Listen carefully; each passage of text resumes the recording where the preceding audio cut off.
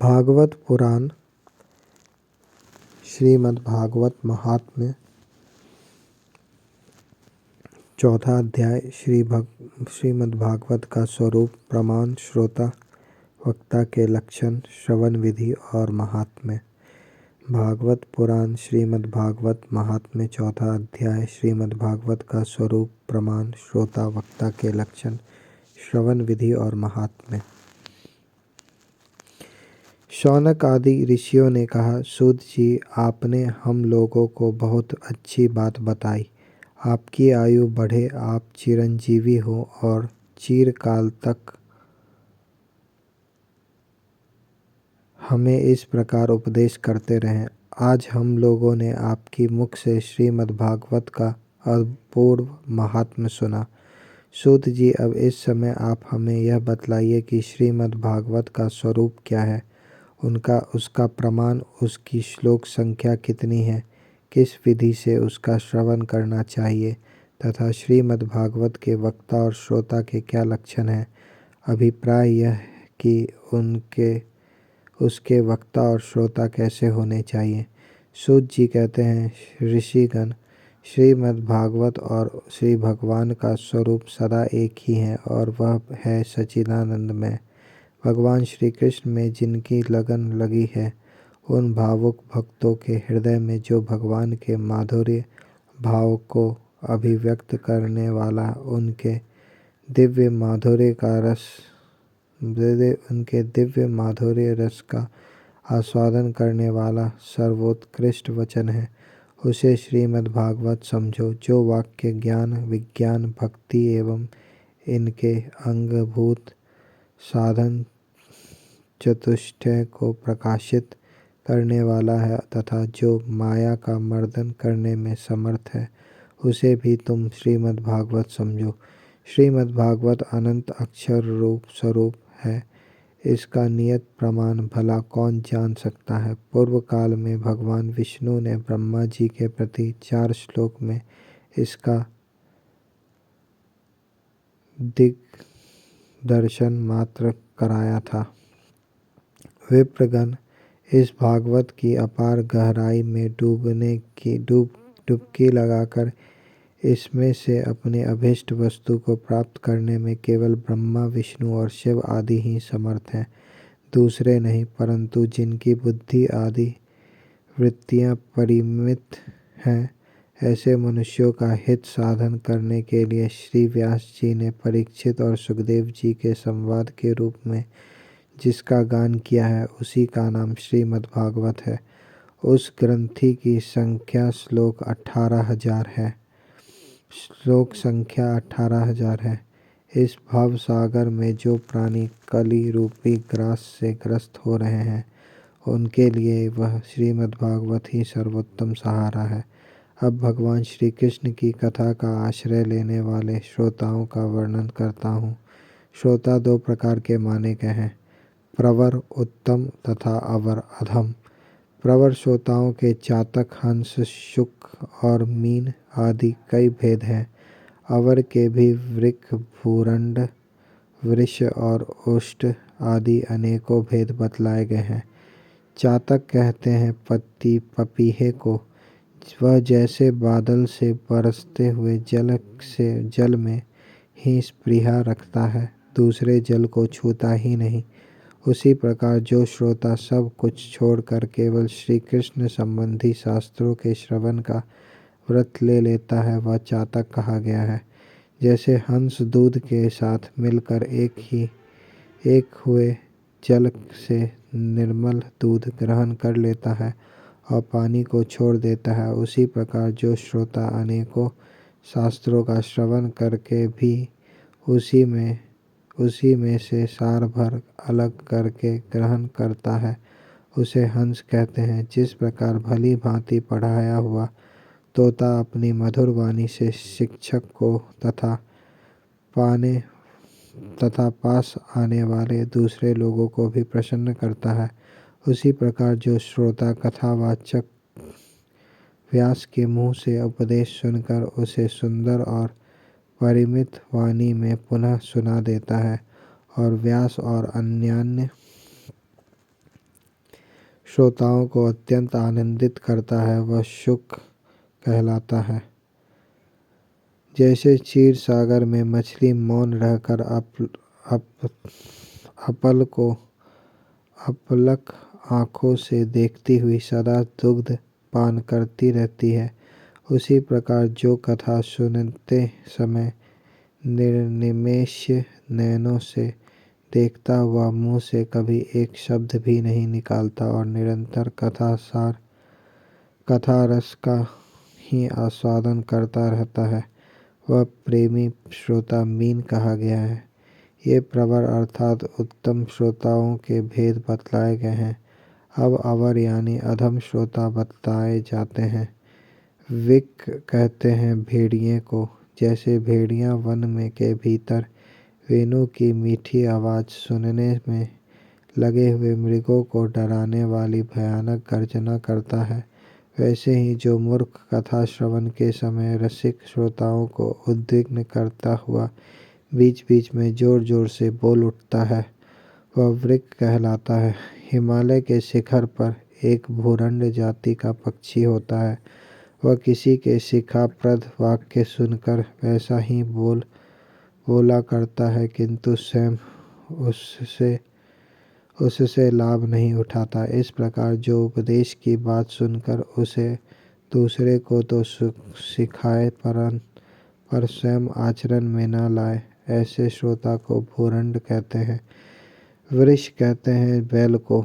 उसके सामने मीठे मीठे अंगूर हो या कड़वी खली, दोनों को वह एक सा ही मानकर खाता है। उसी प्रकार जो सुनी हुई सभी बातें ग्रहण करता है, पर सार और असार वस्तु का विचार करने में उसकी बुद्धि अंधी असमर्थ होती है, ऐसे श्रोता वृष कहलाता है।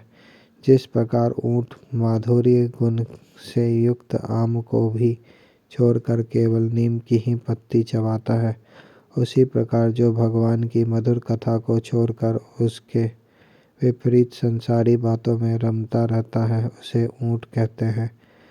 ये कुछ थोड़े से भेद यहाँ बताए गए। इसके अतिरिक्त भी प्रवर और अवर दोनों प्रकार के श्रोताओं के भ्रमर और गधा आदि बहुत से भेद हैं। इन सब भेदों को उन श्रोताओं के स्वाभाविक आचार व्यवहारों से परखना चाहिए।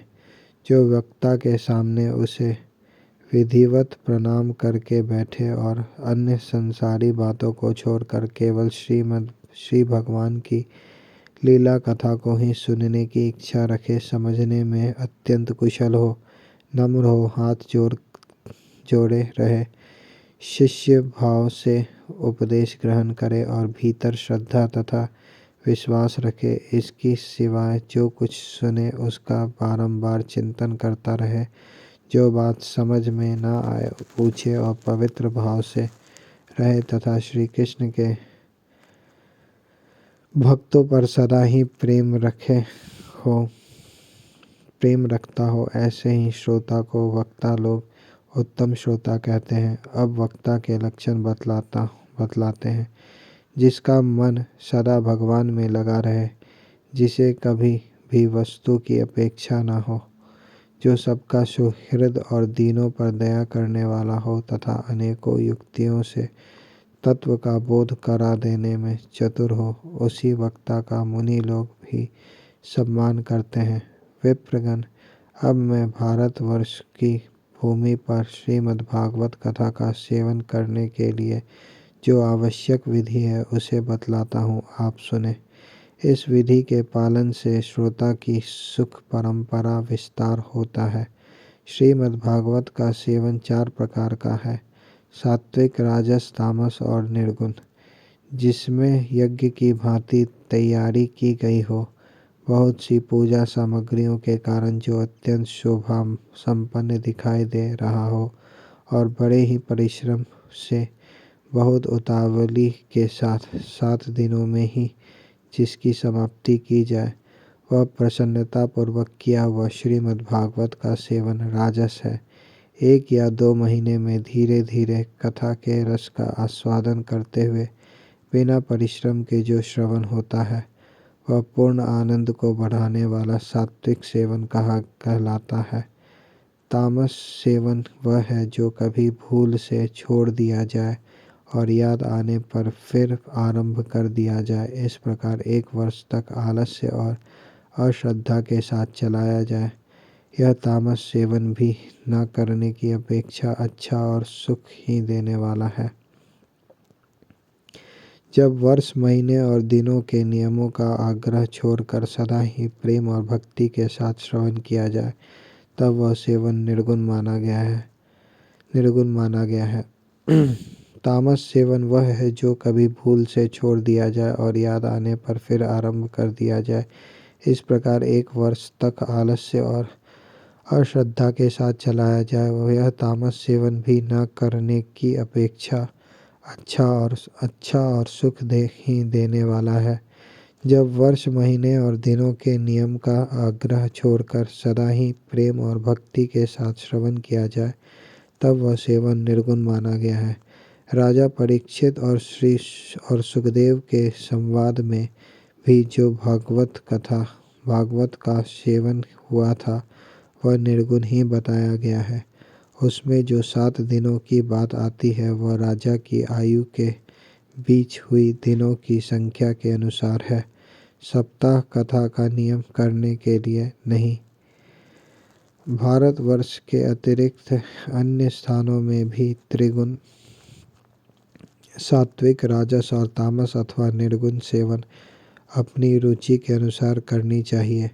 तात्पर्य यह है कि जिस किसी प्रकार भी हो सके, श्रीमद् भागवत का सेवन, उनका श्रवण करना ही चाहिए। जो केवल श्री कृष्ण की लीलाओं के ही श्रवण, कीर्तन एवं रसास्वादन के लिए ललायित रहते हैं और मोक्ष की भी इच्छा नहीं रखते, उनका तो श्रीमद् भागवत ही धन है। तथा जो संसार के दुखों से घबराकर अपनी मुक्ति चाहते हैं, उनके लिए भी यही इस भव रोग की औषधि है। अतः इस कलिकाल में इसका प्रयत्न पूर्वक सेवन करना चाहिए। इसके अतिरिक्त जो लोग विषयों में ही रमन करने वाले हैं, सांसारिक सुखों की ही जिन्हें सदा चाह रहती है, उनके लिए भी अब इस कलियुग में सामर्थ्य, धन और विधि विधान का ज्ञान न होने के कारण कर्म मार्ग यज्ञादि से मिलने वाली सिद्धि अत्यंत दुर्लभ हो गई है। ऐसी दशा में उन्हें भी सब प्रकार से अब इस भागवत कथा का ही सेवन करना चाहिए। यह श्रीमद् भागवत की कथा धन, पुत्र, स्त्री, हाथी, घोड़े आदि वाहन, यश, मकान और निष्कंटक राज्य भी दे सकती है। सकाम भाव से भगवान का सहारा लेने वाले मनुष्य इस संसार में मनोवांछित उत्तम भोगों को भोग कर अंत में श्रीमद् भागवत के ही संग से श्री हरि के परम धाम को प्राप्त हो जाते हैं।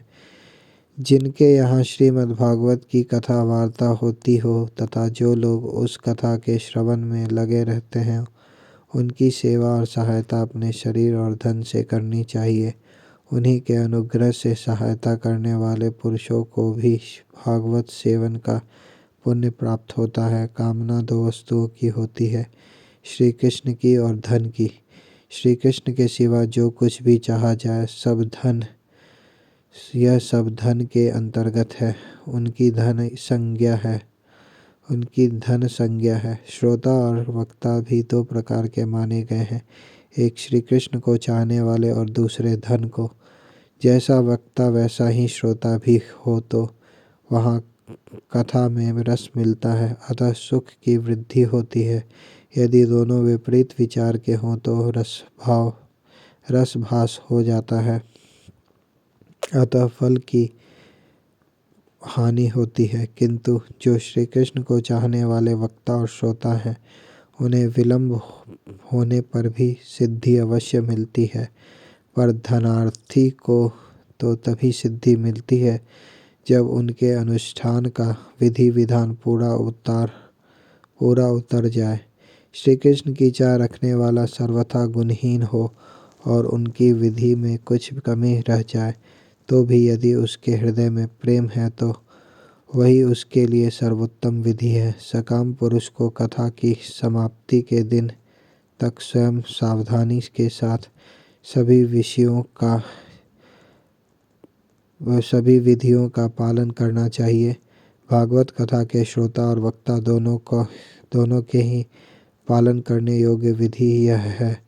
प्रतिदिन प्रातःकाल स्नान करके अपना नित्य कर्म पूरा कर ले, फिर भगवान का चरणामृत पीकर पूजा के सामने से श्रीमद् भागवत की पुस्तक और गुरुदेव व्यास का पूजन करें। इसके पश्चात अत्यंत प्रसन्नता पूर्वक श्रीमद् भागवत की कथा स्वयं कहे अथवा सुने। दूध या खीर का मौन भोजन करें। नित्य ब्रह्मचर्य का पालन और भूमि पर शयन करे। क्रोध और लोभ आदि को त्याग दे। प्रतिदिन कथा के अंत में कीर्तन करे और कथा समाप्ति के दिन रात्रि में जागरण करे। समाप्ति होने पर ब्राह्मणों को भोजन कराकर उन्हें दक्षिणा से संतुष्ट करे। कथावाचक गुरु को वस्त्र आभूषण आदि देकर गौ भी अर्पण करे। इस प्रकार विधि विधान पूर्ण करने पर मनुष्य को स्त्री, घर, पुत्र, राज्य और धन आदि जो उसे अभीष्ट होता है वह सब मनोवांछित फल प्राप्त होता है। परंतु सकाम भाव बहुत बड़ी विडंबना है, वह श्रीमद् भागवत की कथा में शोभा नहीं देता। श्री सुखदेव जी के मुख से कहा हुआ यह श्रीमद् भागवत शास्त्र तो कलयुग में साक्षात श्री कृष्ण की प्राप्ति कराने वाला और नित्य प्रेमानंद रूप फल प्रदान करने वाला है। श्रीमद् भागवत महात्म्य समाप्त। हरि ओम तत्सत। श्रीमद् भागवत महात्म्य समाप्त। हरि ओम तत्सत। श्री हरि श्रीमद् भागवत आरती। आरती अति पावन पुराण की, धर्म भक्ति विज्ञान खान की। महापुराण भागवत निर्मल सुख मुख विगलित निगम कल्प फल। परमानंद सुधा रस में कल, लीला रति रस निधान की। कलिमल मथनी त्रिताप निवारिणी, जन्म मृत्यु में भव भय हारिणी। सेवत सतत सकल सुखकारिणी, सुमहौषधि हरिचरित गान की। विषय विलास विमोह विनाशिनी, विमल विराग विवेक विकारिणी। भगवत तत्व रहस्य प्रकाशिनी, परम ज्योति परम आत्म ज्ञान की। परमहंस मुनि मन उल्लासिनी, रसिक हृदय रस रास विलासिनी। भुक्ति मुक्ति रति प्रेम सुदासिनी, कथा अकिंचन प्रिय सुजान की। इति श्रीमद्भागवत आरती समाप्त। श्री हरि। और इस प्रकार श्रीमद्भागवत महापुराण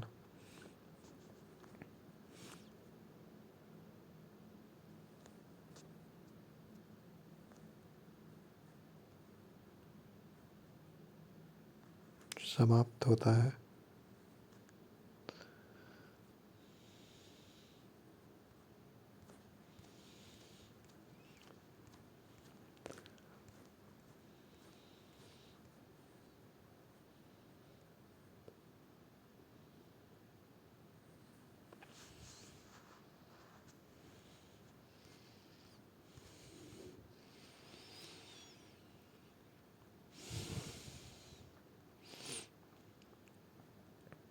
ओम नमो भगवते वासुदेवाय।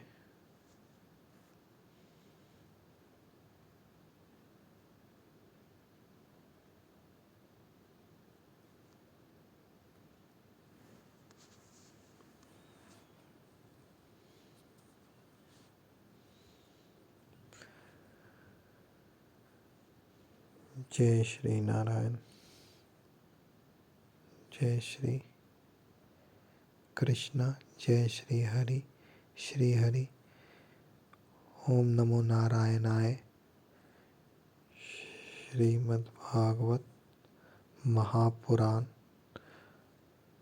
प्रथम स्कंद से 12 स्कंद समाप्त।